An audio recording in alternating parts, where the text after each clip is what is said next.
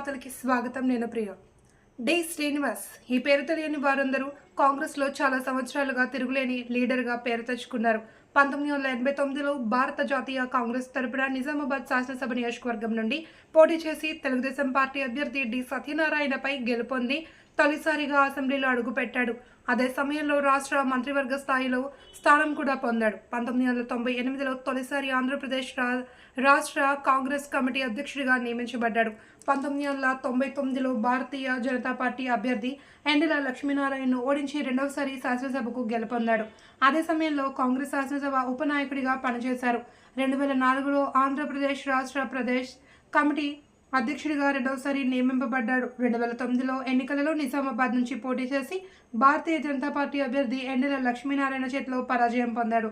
2014లో నిజామాబాద్ శాసనసభ నియోజకవర్గం నుండి పోటీ చేసి తెలంగాణ రాష్ట్ర సమితి అభ్యర్థి బాజిరెడ్డి గోవర్ధన్ చేతిలో కూడా ఓడిపోయాడు. 2004 నుండి 2009లో ఉమ్మడి ఆంధ్రప్రదేశ్ రాష్ట్రంలో కాంగ్రెస్ పార్టీ విజయం సాధించడంలో కీలక పాత్ర పోషించారు. 2015 జూలై 2న కాంగ్రెస్ పార్టీకి రాజీనామా చేసి తెలంగాణ రాష్ట్ర సమితి పార్టీలో చేరాడు. ధర్మపురి శ్రీనివాస్ 2023 మార్చి 26న కాంగ్రెస్ పార్టీలో చేరగా ఆయనకు AICC incharge Manikrao Thackeray, PCC అధ్యక్షుడు రేవంత్ రెడ్డి, మాజీ పిసిసి అధ్యక్షుడు హనుమంతరావు కండువా కప్పి పార్టీలోకి ఆహ్వానించారు. డి శ్రీనివాస్ 75 ఏళ్ల వయసులో జూన్ 29 ఉదయం తుది శ్వాస విడిచారు. డి శ్రీనివాస్ మరణం పట్ల సీఎం రేవంత్ రెడ్డి, రాజేందర్ రాజకీయ ప్రముఖులు ఆయన మృతి పట్ల తీవ్ర దిగ్భ్రాంతి వ్యక్తం చేశారు.